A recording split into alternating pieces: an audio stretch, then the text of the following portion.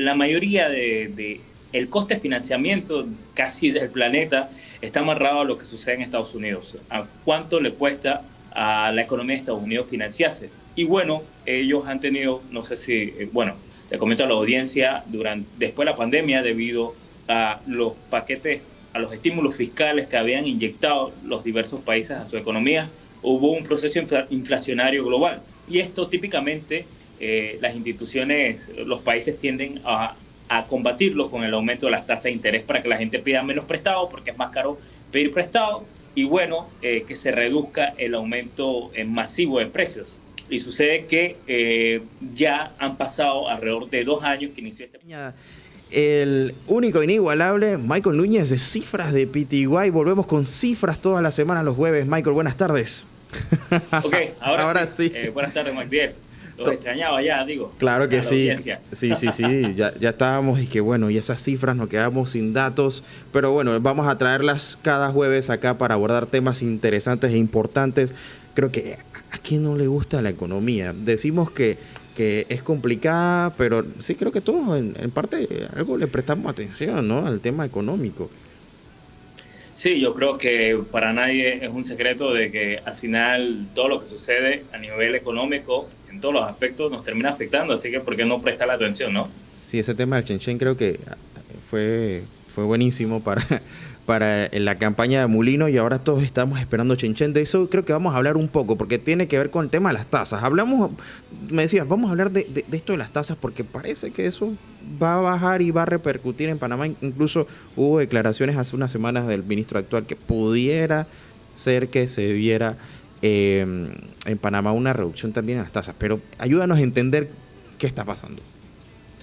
Bueno, Magdiel, así como mencionó el ministro, sucede que la mayoría de el coste de financiamiento casi del planeta está amarrado a lo que sucede en Estados Unidos, a cuánto le cuesta a la economía de Estados Unidos financiarse. Y bueno, ellos han tenido, no sé si, bueno, le comento a la audiencia, después de la pandemia, debido a los paquetes, a los estímulos fiscales que habían inyectado los diversos países a su economía, hubo un proceso inflacionario global.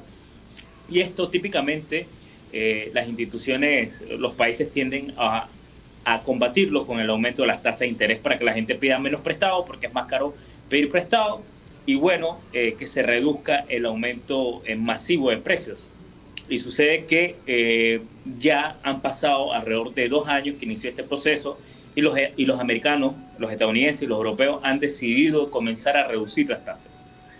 ¿Y qué significa esto para más? Evidentemente, como nuestra tasa está, o nuestras tasas están amarradas a lo de ellos, significa que si la de ellos baja, la de nosotros también. Y ya la semana pasada tuvimos el primer recorte, que fue me atrevo a decir que fue una de las noticias del año, porque al final, de alguna forma u otra, habla de que va a haber más consumo a nivel global, a nivel mundial, porque se va a abaratar el costo del financiamiento. Y eso es para todo el mundo, incluyendo Panamá. Así que en Panamá nosotros deberíamos, como dijo el ministro, estar viendo reducción en las tasas de interés a todas las escalas y a todos los niveles. Ahora, alguna vez escuché que Panamá pues importa política económica precisamente porque nuestra moneda de curso legal es el dólar. ¿Cuánto influye eso en nuestro país con respecto al resto de los países de la región? Bueno, la verdad es que el tema específicamente no es per se porque nosotros usemos el dólar. Si bien es cierto, o sea, nos vemos afectados por el uso del dólar, pero el coste del financiamiento no es per se por eso, porque si fuera así tampoco afectara a todas las otras monedas del planeta. Claro. que lo está haciendo de forma transversal. El euro, el yen, el franco suizo, todas las monedas mayores y menores que te puedas imaginar, todos están viendo automáticamente afectados. Ahora, la importancia de esto, yo creo que al panameño le interesa saber cuándo, sobre todo la gente que tiene sus hipotecas, su préstamo de casa, su préstamo de auto, cuándo estaríamos viendo la reducción, porque lo único que nos llega a la bandeja del correo es, te aumentamos la tasa, o te aumentamos la cuota, te aumentamos la cantidad de años que tienes que pagar, lleguemos a un arreglo de pago. Pero bueno, les comento, ¿qué sucede? Para el que no ha leído su contrato de crédito, la mayoría de los préstamos aquí en Panamá, sobre todo los de consumo, son a tasa variable y amarradas a tasas de mercado. ¿Qué significa eso para poder entenderlo? ¿Qué significa eso? Significa que la tasa de tu préstamo no es una tasa fija, sino que se mueve en el tiempo. O sea, que si yo pido un préstamo ahorita... En la mayoría de las ocasiones de la tasa en Estados Unidos. O sea, que si yo pido un préstamo ahorita y me dicen, no, que tu tasa de cuota del vehículo es de tanto por ciento, no es que siempre voy a pagar esa tasa en intereses. Es de tanto por ciento en el momento que la tomas, pero si lees las letras chiquitas, lo más probable, o lo más normal, lo más típico, en el 98% de los casos es que te diga sujeto a condiciones de mercado. Que no te lo explican, pero que implícitamente significa eso. Pero ahora, cuéntame una cuestión. Históricamente en Panamá, ¿cuál es la tendencia? ¿Que suba o que fluctúe entre arriba y abajo? A eso iba. Por lo general, en Estados Unidos subieron hace 2 años y Panamá no comienza a subir, las tasas de este tipo de préstamos de consumo no comienzan a subir hasta después, pasado 1 año. ¿Eso qué significa? Que Panamá está atrasado 1 año, tanto en el aumento como en la caída. No sé si me voy a entender. Ok. ¿Eso qué significa? Que los primeros recortes a nuestros préstamos deberíamos estarlo viendo específicamente dentro de 1 año. Como no vimos los aumentos de manera inmediata, que se han ido reflejando en los últimos meses, probablemente entonces la baja en las tasas se vaya a reflejar entonces para 2025. Exacto, a mediados de 2025, en los diferentes rubros. Ahora, cabe destacar que hay sectores que son mucho más sensibles que otros, que por ejemplo el sector del comercio, aquel que tiene una empresa retail o una mayorista, va a ver que la tasa de los préstamos va a comenzar a bajar agresivamente, al igual que aquellos que están en el sector industrial, dígase la construcción. Estos proyectos inmobiliarios van a comenzar a financiarse un poco más baratos. Hay otros sectores que son menos inflexibles, pero como incluso lo del consumo podemos ver, vamos a poder ver quizás finales del 2025, me atrevería a decir yo, pero no va a ser tan agresivo, sino más que todo paulatino. Esa ha sido la tendencia histórica en Panamá. Bueno, y estas son buenas noticias también. Ahora, pareciera que el 2025 puede pintar un poquito más prometedor, ¿no? Que lo que ha sido el 2023 y este 2024, por razones de ser un año electoral, quizás ha causado todo lo que esperábamos, ¿no? Ahora, Michael, hay otras cosas que quizás no todo es malo, ¿no? Dentro de lo que está ocurriendo se ve bastante prometedor el panorama, pero hablemos un poco de la zona libre, porque también ustedes pusieron en cifras que sí hubo o se está viendo un impacto producto de lo que está pasando en Venezuela. Sí, claro. Bueno, toda la situación, para no dejar el tema que estábamos tocando atrás, porque está bien relacionado a cómo está el panorama general de Panamá. Panamá este año básicamente le cayó a las plagas de Egipto, las 7 plagas. Claro. ¿Por qué? Porque evidentemente perdimos el grado de inversión. Sucede que Venezuela es el principal o uno de los principales socios de la zona libre, y sabemos que la zona libre es uno de los puntos más importantes para Colón, y Colón representa alrededor del 16% del Producto Interno Bruto. Estamos también en un gobierno que se está quedando sin dinero, y lo creamos o no, el gobierno inyecta bastante recursos a la economía en general y todo esto, ¿no? El tema con la zona libre es un poco complicado, porque sabemos que es un tema que no depende de nosotros, es un tema externo totalmente, y eso sí va a golpear bastante las empresas que están ahí. No quiero mentir, Sin embargo, en términos generales, esta reducción de las tasas de interés que no solamente le da oxígeno al gobierno panameño porque le va a permitir financiarse más barato y poderlo quizás en hacer en muchos mayores tramos para resolver todos los temas que resolver, también va a dinamizar el comercio mundial y el comercio mundial pasa por la zona libre Colón. Entonces, yo creo que ese sería el aliciente con respecto a la zona.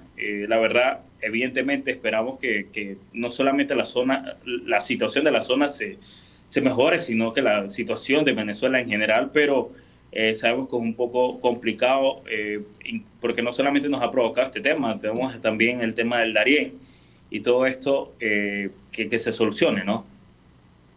Claro que es importante, y algo que no puedo dejar a un lado es, hoy se conoció que hay intenciones del presidente de ir a visitar a el presidente francés Emmanuel Macron, y ya él fue muy reiterativo durante su estancia en Nueva York, durante la 79ª Asamblea de Naciones Unidas. Hablemos un poco de las listas, ¿no? Porque esto sigue siendo uno de los temas paralelo, digamos, con lo que está pasando actualmente y con la Caja de Seguro Social, de importancia para el gobierno. Sí, claro, por supuesto. Mira, te comento, vamos a hacer hincapié en algo curioso con respecto a las listas. Panamá, el año pasado, en medio de todo este tema de la caja, no, del tema de Minera Panamá, en medio de las protestas, sale de una de las listas grises más importantes que hay en el planeta, que es la lista del Grupo de Acción Financiera, Gafi.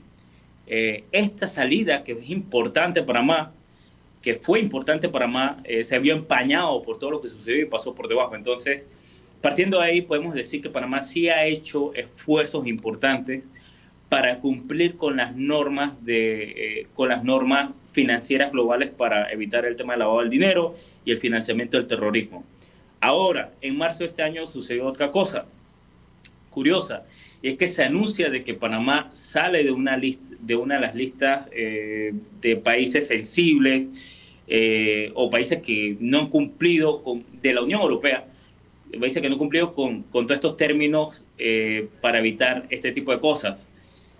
Y todo el mundo contento, aplauso, la administración saliente feliz. Bueno, ya salimos de 2 listas, decían. Pero ¿qué sucede? A semana y media, la Comisión Europea que tenía que aprobar eso, la rechaza. Así que nos quedamos en esa lista.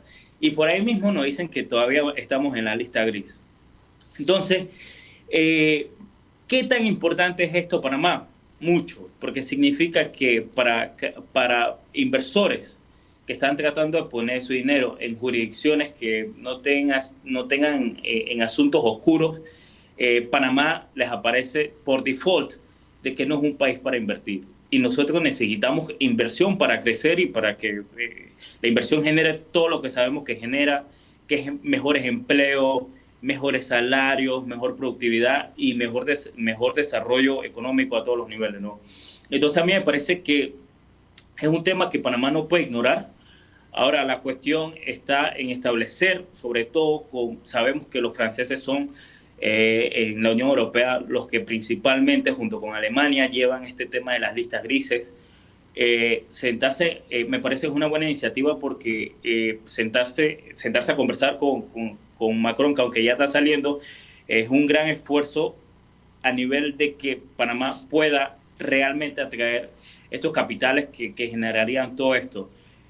Aparte que, Michael, no es una tarea fácil. Claro, porque aparte me pongo a pensar, no recuerdo dentro de la administración anterior hacer este tipo de lobby y visitar a los países europeos para tratar de conversar de primera mano. No es que no se hayan hecho las gestiones, pero que un mandatario vaya quizás añade más peso, no lo sé. No, sí, claro, por supuesto. El país tiene que dar la cara y el primero que tendría que dar la cara es el mandatario, ¿no? La cuestión es que no solamente todos los sectores involucrados en Panamá, que tiene que ver con la Superintendencia de Valores, todas las superintendencias de los diferentes agentes financieros, todo el mundo se ha alineado, ha hecho los esfuerzos y también las propias instituciones financieras dentro del país para limpiarle la imagen al país y atraer esos capitales que realmente son los que generarían lo que necesitamos en este momento. Un país que está pasando por 9% de desempleo y como yo acabo de mencionar, por diversas situaciones. Perdimos los ingresos de la mina, se pierde gran inversión, tenemos socios comerciales importantes que por X, Y, Z situación están dejando de comerciar con nosotros. Entonces el país está en una situación delicada y yo creo que estos esfuerzos son importantes porque al final los necesitamos todos a nivel general.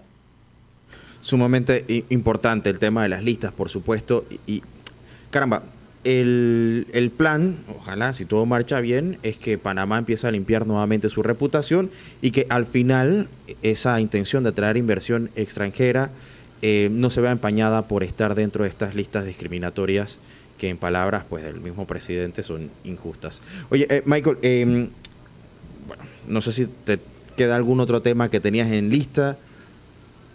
Bueno, de ahí, más que todo, voy a estar hoy en la noche, a eso de las 8:30 de la noche, decirle a la audiencia, que voy a estar en una entrevista con un experto en préstamos para ampliar todo esto que estamos hablando, de lo que ha sucedido en Panamá, de lo que puede suceder. Y bueno, para cerrar, porque yo creo que, y para dar un preview, porque creo que hemos hablado por parte de cuál es el efecto en el Estado.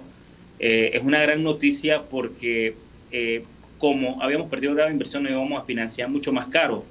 Y con el entorno de tasas altas a nivel mundial, iba a ser aún más caro. Pero ahora con esta reducción importante, sí Panamá se ve beneficiada y yo creo que sí le da espacio para que el gobierno actual pueda ejecutar y establecer soluciones a problemas tan importantes como el tema de la caja del Seguro Social, que yo creo que deberíamos abordar en el siguiente programa. Bueno, el tema de la caja es el siguiente tema, sin duda.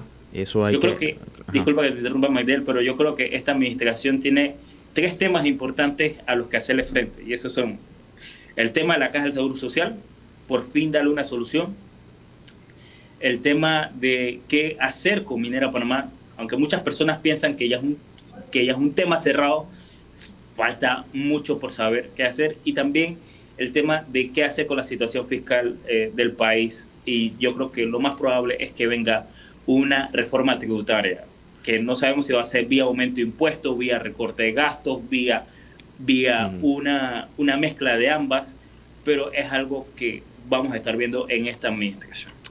Oye, Michael, y el tema fiscal, ahora que lo tocas, esto pues ahora estaba conversando ayer, el martes, casualmente con Judy Tunjano, la licenciada Judy Tunjano de Vive Compliance Magazine, y todavía queda pendiente la conversación sobre el impuesto mínimo global, cómo lo va a adoptar el país. Yo creo que es uno de los temas que Molino vería en Francia, porque es un tema que es empujado por la Organización para la Cooperación del Desarrollo, que tiene como actores principales a los europeos. El tema del impuesto mínimo global pareciera inminente. Aquí todos sabemos que tenemos muchas zonas francas que no pagan, en donde el impuesto sobre la renta es casi que 0%. Así que yo creo que afectaría a Panamá, sí, pero no, pero bueno, pareciera más que todo inminente. Claro, y esto, la repercusión que tendría con base también en lo que mencionabas, de las políticas que tiene el país, de atracción de inversión extranjera. Le toca, como tú dijiste, le toca al gobierno maniobrar con temas muy, muy fuertes para tratar de mantenerse a flote con una economía que ha demostrado durante estas décadas ser pujante y resiliente. Así que esperemos que lo hagan bien. Creo que si lo hacen bien, todos nos beneficiamos. Y con el tema de la mina, mire que justo también antes de ayer veía un artículo del Banco Interamericano de Desarrollo donde hablaba de tema de materia fiscal y minería. Solamente después de Brasil, Panamá creo que ocupa el 9º lugar en tema de producción de cobre en el mundo. O sea que no es una cosa menor, que hay un tema también importante allí de económico que también hay que abordar. Pero lo dejamos ahí con carta abierta para abordarlo en siguientes conversaciones, Michael. Y te agradezco entonces por acompañarnos esta vez y seguiremos todos los jueves a esta hora, 3:30, con Cifras. Todos los jueves, sintonicen y aquí estamos a la vanguardia siempre. @CifrasPTY en Instagram para que no se pierdan también los datos. Gracias, Michael Núñez. Aquí estaremos la próxima semana. Moviendo en Panamá, que son bastantes. Casualmente hoy entró en segundo debate el proyecto de ciberdelitos. Entonces, un poco de novedad local e internacional en torno a los derechos digital. Vamos a hablar en este segmento. Claro que sí, y algo que es imposible ya de ignorar es todo lo que está ocurriendo, y en materia legal pues también hay que abordar temas importantísimos. El caso de X, por ejemplo, plantea preguntas sobre los gobiernos están imponiendo a estas empresas o estas grandes plataformas como lo que es X ciertas restricciones que limitan también a sus ciudadanos a poder comunicarse. Así que vamos a ver que son temas importantes e interesantes. Pero esta vez queríamos quizás enfocarlo en esa participación que tuviste durante esta cumbre del futuro, donde incluso el presidente emitió o esbozó algunas declaraciones. Primero cuéntanos de qué se trató esto de la cumbre del futuro, ¿no? Y como que va muy de la mano con el tema digital. Claro, la cumbre del futuro no fue más que una cumbre que se desarrolló en el marco de la 79ª edición de la Asamblea General de las Naciones Unidas.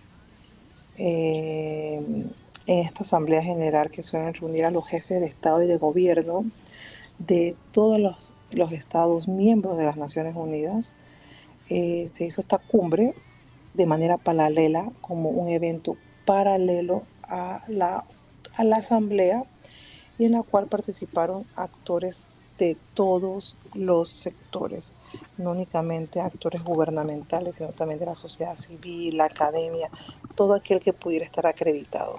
Yo fui invitada por el Departamento de Estado, con una delegación de miembros de la sociedad civil, organizaciones y expertos de diferentes países del sur global, África y América Latina sobre todo. Y seguimos muchas discusiones. Las principales discusiones que seguí yo en lo personal fueron en torno a la inteligencia artificial, desde una cumbre de inteligencia artificial que se va a desarrollar en el mes de noviembre en Francia por el gobierno francés, hasta el lanzamiento de una campaña y un proyecto con fondos que firmó el secretario de Estado Blinken, junto con empresas como Google, Amazon, Meta, OpenAI, y que el famoso CEO de OpenAI, Sam es Altman, conocida por ser la herramienta de ChatGPT, lo tenía al lado MacDill, y no me había dado cuenta hasta que lo vi en la tarima. Imagínate. Entonces, estas personas en las redes parecen una cosa, cuando lo ves en persona son otra. No te das cuenta de que son de esas mentes que están revolucionando la sociedad y actúan normal. Que pasa totalmente desapercibido, súper humilde, tranquilo. Y él era un orador principal y estaba sentado atrás. Imagínate. Con el resto de los mortales, hasta que tuvieron que decirle: usted va acá adelante, suba, pase. Y básicamente eso fue la cumbre. Fue un rico aprendizaje y muchas cosas que se pueden aplicar a Panamá, pero bueno, en Panamá las cosas no se aplican únicamente porque yo lo quiera. Para eso quiere que también que los que están en los órganos del Estado cojan consejo de la sociedad civil organizada y de los expertos de estos temas que venimos años trabajando en ellos. Eso también es muy importante. Claro, Lía, la buena noticia es que hubo representación de la sociedad civil que también tiene interés en estos temas dentro de un espacio tan importante como es la cumbre del futuro. Y lo otro era, a ver, ¿cómo se perfila el mundo frente a lo cambiante que es producto de estas nuevas tecnologías? Tú mencionabas, por ejemplo, a Sam Altman, CEO de OpenAI, que con ChatGPT ha, digamos, transformado muchísimo tanto el Internet, incluso todo lo que se conversa sobre lo que puede generar la inteligencia artificial generativa en cuanto a los empleos y demás. ¿Cuáles fueron esos temas cruciales que se pudieron esbozar o que se estuvieron tratando dentro de esta cumbre? Pues los principales tópicos que se trataron en esta cumbre rodaron en torno a dos temáticas principalmente y que yo pudiera decir que son una, el tema de la inteligencia artificial y dos, el tema de la desinformación. Cómo se está utilizando la desinformación o cómo se está utilizando la inteligencia artificial para la desinformación en nuestros tiempos.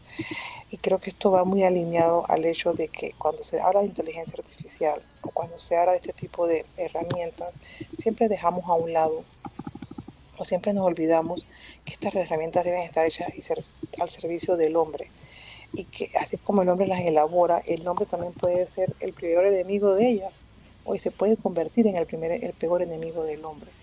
Entonces, básicamente lo que los gobiernos y los estados hicieron en esta cumbre fue eh, intentar dialogar de manera multisectorial y organizada todos los sectores para llegar a consensos y consensos que puedan ser tomados luego como referencias para desarrollar estrategias locales y políticas públicas acorde a los tiempos en los que vivimos. Y creo que es muy importante que también esto se aplique en Panamá, un país que con esta nueva legislatura está promoviendo tantos, pero tantos proyectos de ley en temas relacionados a las tecnologías de la información y comunicación. Bueno, y mira, has tocado temas como la desinformación y quizás a veces no lo medimos o no estamos como quizás el tiempo que consumimos en el trabajo, viendo series, nos limita a hacernos planteamientos tan importantes como este, el de la desinformación, porque producto de esta tecnología que está al alcance de todos, surgen algunas, digamos, preguntas o cuestiones importantes a abordar. ¿Cómo saber que lo que se ha creado o la información que estamos viendo es 100% verídica? Mira, y te lo comento porque hace unos meses estuve viendo una aplicación en internet que te ponía fotos. Entonces, la idea con este ejercicio era que respondieras si la foto era una foto real o generada por inteligencia artificial y te preguntaba qué tan seguro estás. Y a veces uno tiene esa tendencia a creer que se la sabe y la verdad es que es a veces pero tanto el nivel de detalle que tienen estas herramientas de inteligencia artificial que uno puede caer incluso conociendo o sabiendo hasta cierto punto identificar cuáles son estos los resultados que te arroja la inteligencia artificial o generativa. Sé que son elementos muy importantes. Ahora, Lía, hubo acuerdos, porque también escuché por ahí, vi que como que hubo algunos acuerdos, algunos más polémicos que otros. Al final, ¿cuáles fueron esos acuerdos que se presentaron? Pues mira, hace 2 años se venía trabajando sobre un documento, este documento denominado como el Pacto Global Digital, que centraba una serie de pautas y estrategias de temas de innovación, tecnología, uso de datos, inteligencia artificial, desinformación. Este Pacto Global Digital fue un esfuerzo multisectoral en el cual tuvieron involucrados muchos sectores y miembros de los diferentes gobiernos, la academia, la sociedad civil de los países del mundo. Por supuesto que yo participé en los de América Latina y en estos acuerdos básicamente lo que se llegó fue a tener un documento base o modelo para ser presentado a la Asamblea General. Luego, la Asamblea General, el grupo de presidentes, jefes de Estado y de Gobierno, aprobaron este documento que se denomina el Pacto del Futuro. Y el Pacto del Futuro tiene dentro de sus anexos al Digital Global Compact, el Pacto Global Digital en el que trabajamos. Entonces nos parece bastante ambicioso porque ahora lo que queda es, una vez que los países aprobaron este documento en plena asamblea, está el reto de cómo van a implementar estos desafíos. Desafíos como que tienen que estar conectados todos los hospitales, colegios al año tal. Desafíos como que todas las regulaciones en materia de inteligencia artificial y datos tienen que primar el individuo por encima de cualquier cosa y los derechos a la privacidad. Una serie de desafíos que se pueden quedar en letra muerta como se queda en muchos de nuestros países, pero como yo decía en una entrevista anterior el día de ayer, depende no únicamente del gobierno, sino también el gobierno debe abrir ese impasse para que las personas puedan colaborar. pero también depende de las personas, que las personas eh, participar en estos diálogos en los cuales vamos a llegar a ciertos resultados que nos van a hacer que cada uno de estos acuerdos se desarrolle de una manera correcta, porque son muy ambiciosos. Para lograrse no únicamente se requiere del gobierno, ya que las muchas partes en nuestro país, como es el caso de Panamá, están trabajando el tema de inteligencia artificial, mucha gente trabajando el tema de protección de datos, pero de diferentes trincheras, de diferentes sectores. Entonces, creo que con este pacto la Asamblea de Naciones Unidas dejó más que sentado de lo importante que es el trabajo multisectorial, de lo importante que es el trabajo de las múltiples partes interesadas y el diálogo que debe haber entre todos para que hagamos políticas públicas de país, no políticas públicas de un gobierno o de otro que esté en turno. Claro, ahora Lía, te pregunto, tú que has visto esto quizás más a detalle que el resto de todos nosotros, incluso como tú decías, los gobiernos tienen que involucrarse más, o sea que ni siquiera los gobiernos están tan empapados con la importancia de estas legislaciones a implementar en cada uno de los países. Pero si tuvieras que decirle a ese que nos escucha, ¿cuáles son esos aspectos prioritarios que aborda el pacto y por qué de repente hay que mirar un poco al mismo y tratar de entenderlo? Porque cuando hablamos de pactos y sobre todo cuando se trata de pactos como este, global y agendas, suena mucho a imposición y pareciera como que la ONU nos está imponiendo tal cosa, pero al final ni siquiera lo que se presenta se termina cumpliendo. Entonces, para tratar de entender, ¿no?, lo que involucra este pacto y cuáles son esos aspectos principales que este aborda y busca o pretenden alcanzar. Pues refiriéndome sobre todo no al Pacto del Futuro, porque el Pacto del Futuro reúne otras temáticas, temas de ambiente, de paz, de justicia, de cambio climático, refiriéndome a lo que es mi área de especialización, que es el tema de Haití, el tema legal, tecnología.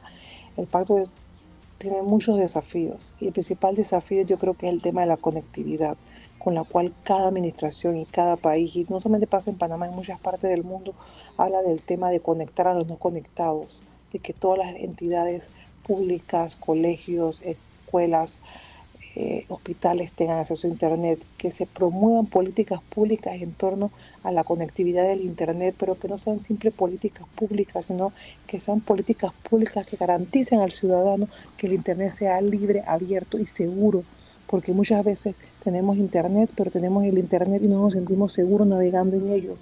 Y luego está el tema de ese involucramiento entre las partes interesadas. ¿Quién va a ser en Panamá el que le va a competir, hacer cada una de esas funciones? ¿Va a ser el gobierno de la Cancillería, que fue quien asistió y aceptó este pacto global? Este pacto del futuro va a ser alguna entidad del Estado. Esa repartición de tareas y de misiones creo que también es un gran reto, porque yo creo que deberían encargar o que deberían crear una unidad exclusivamente al cumplimiento de los retos que impone, no diré yo que impone, que sugiere el Pacto del Futuro realizar en cada país. Sin embargo, no lo veo como una imposición, lo veo como una recomendación. Recuerda que los Estados miembros tienen la posibilidad de luego adecuar a sus posibilidades lo que la ONU recomienda. Y como dicen por ahí, un poco de chiste, la ONU no obliga, recomienda. Entonces, creo que también depende, porque no nos pueden exigir a un país como Panamá que en cierta cantidad de tiempo hagamos cosas que a lo mejor a un país como Singapur le tome menos, porque cada país tiene sus respectivas posibilidades, sus respectivas circunstancias. Claro. Y sus respectivos escenarios. Y me quedo con eso antes de pasar ya a la última pregunta, Lía. Y es... tuviste la oportunidad de interactuar con personas y lo haces constantemente de no solamente otras latitudes, sino incluso dentro de la región. Pero en este escenario en donde se abordan todos los retos que tienen los distintos países, ¿cómo estamos con respecto al resto del mundo en esta materia de legislación, por lo menos en la parte digital? Mira, recientemente salió un índice de inteligencia artificial y también yo fui parte de otro índice que se lanzó en el mes de mayo, y ambos índices señalan que en temas digitales, en el caso de inteligencia artificial, por ejemplo, y que no es la diferencia con el resto de temáticas, Panamá tiene intentos de regular, intentos legislativos regulatorios. Sin embargo, estos intentos legislativos no llegan a un acuerdo, no llegan a un final feliz, porque nunca son aprobados. O son aprobados y quedan en letra muerta, como puede ser la Ley de Protección de Datos Personales, la cual no está al día de hoy totalmente implementada por todos los organismos en general. Entonces, yo creo que es muy importante que veamos siempre a futuro, independientemente que Panamá está a años luz con respecto a otras partes del mundo, tomemos en cuenta que vivimos en el presente. No intentemos regular o copiar textos o ejemplos regulatorios de otras partes del mundo de hace 30 años. Regulemos de acuerdo a estándares actuales. Creo que eso es un problema que está ocurriendo mucho en Panamá. Estamos copiando, haciendo leyes para decir que tenemos una ley de inteligencia artificial, de protección de datos, de violencia digital, de cibercrimen o ciberdelincuencia, por decir un tema, no que me estoy refiriendo a ninguna ley en específico, pero luego esas leyes no cumplen con estándares actuales en esa materia. Y aunque Panamá esté llegando tarde a esa misión de regular en esa materia, deberíamos regular en concordancia con la actualidad, no con lo que hace 20 años pasó en otro país, de los cuales tenemos referencia legislativa. Entonces, esto es muy importante. Panamá también es un gran ausente, al menos desde la sociedad civil, se encuentra mejor representada en muchos espacios, pero desde los gobiernos no se encuentra representada. Y creo que esto también es muy importante, porque el presidente de la República habló en varios foros, pero en los foros en los que el presidente habló y algunas de las personas que forman parte del Estado hablaron, se centraron mucho más en temas de paz y justicia, migración y cambio climático. Pero en temas de tecnología no hay nadie por el gobierno de Panamá expresando su preocupación, dando sus puntos de vista, a diferencia de países como República Dominicana, donde hace un par de años conocí a un chico en su calidad de director y hoy es viceministro y es la voz de su país. Entonces Panamá es un ausente en estos temas. Siempre lo digo, me encontré con el canciller, con el vicecanciller, con el embajador de la misión de la ONU y con el embajador de Washington, y puso a disposición mi know-how sin ningún tipo de compromiso, porque todo este tipo de cosas uno lo hace por su país, no por uno. Luego hablan de Panamá, no hablan ni de Lía ni de Magdiel. Bueno, y me quedo con eso, Lía, lo importante que es abordar estos temas y sobre todo los de actualidad. Y eso haremos cada jueves a esta hora, tratar de pues traer sobre la mesa estos asuntos que están ocurriendo a nuestro alrededor y que día con día van transformando esta sociedad que pues depende, se interconecta con el internet y todo lo que esto, digamos, trae. En consecuencia, pues se habla de más seguridad o ciberseguridad y ya entramos para no salir. Así que, Lía, gracias por acompañarnos. Aquí estaremos la próxima semana a esta misma hora abordando estos tips legales, pero con un enfoque digital. Muchísimas gracias a ti, Magdiel, y súper contenta y entusiasmada de esto, que podamos sacar el mejor provecho a estos clips que vamos a hacer de ahora en adelante, y que sobre todo podamos, no sé, tus teleoyentes que tienen algún tipo de inquietud o tema que les gustaría traer a la mesa, que por ejemplo que te lo compartan y te lo digan a través de las cuentas de Radio Ancon, para traer ese tipo de espacios, ese tipo de respuestas a ellos, a tu programa. Claro que sí. Bueno, un gran abrazo y aquí estaremos la próxima semana. La abogada Lía Hernández nos acompañó. Nosotros tenemos que irnos a nuestro primer cambio comercial. No se vaya porque a la vuelta pues seguimos con más de Relax.